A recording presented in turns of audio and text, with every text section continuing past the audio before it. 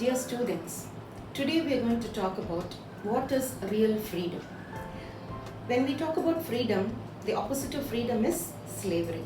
So in this context, I would like to say what happened years before, okay? Years before even Christ. There was a person named Socrates, we know, Greek philosopher. During his time, there were people who were in slavery to the then rulers of that time. They were subjected to harsh treatment. They were just doing those things without even thinking. So Socrates wanted to abolish this slavery. He just went and spoke to the people and asked them to question. The only thing that he asked them is just question. Just question. Whenever somebody is asking you to do something, just question. Why should I do? What is it that I have to do? Why should I do? Or something like that. Don't just nod your head for anything and everything. That is slavery. So you just ask questions. And this is what he did. And people started asking questions among themselves and then to the rulers also. And then when they started asking questions, they started thinking. They started analyzing. They started discussing. And the end result was they got freedom from slavery. Okay, so from this, and this is the only reason why Socrates was killed by those people, because he was instigating, he was making them to ask questions, because of which they couldn't make them slaves anymore. Now, today's context, we have to think, are we slaves to anything?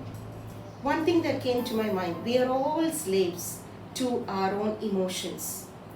We are all emotionally driven, and the media is actually making use of this. Especially students are very much emotionally driven, very, very sensitive. So the media makes use of this weakness, I would say, and then brainwash them, and then give sensational news, very sensitive news, to stir up people. And then because of that, it is commercialized, and they are getting a lot of profit, a lot of money.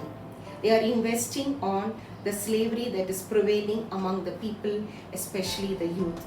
Politicians are also investing on the same. They are getting what they are wanting.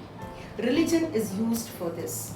And many a times we are all becoming fools, or we are made fools because of this slavery. Okay? So only thing is that what we have to do, we have to follow what Socrates did.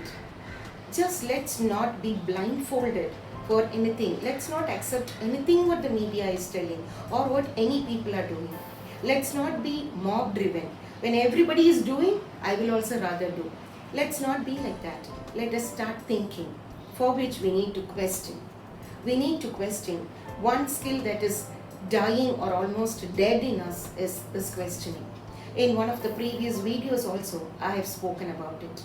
So we need to question, which will make us think, which will make us analyze, and then we need to discuss. What are we discussing all about? Just think the content of our discussions. It is nothing to do with our growth. It is nothing to do for the society. We are actually, there is no discussion at all. Only when discussions are there at home, in school, in college, among friends, we will get clarity.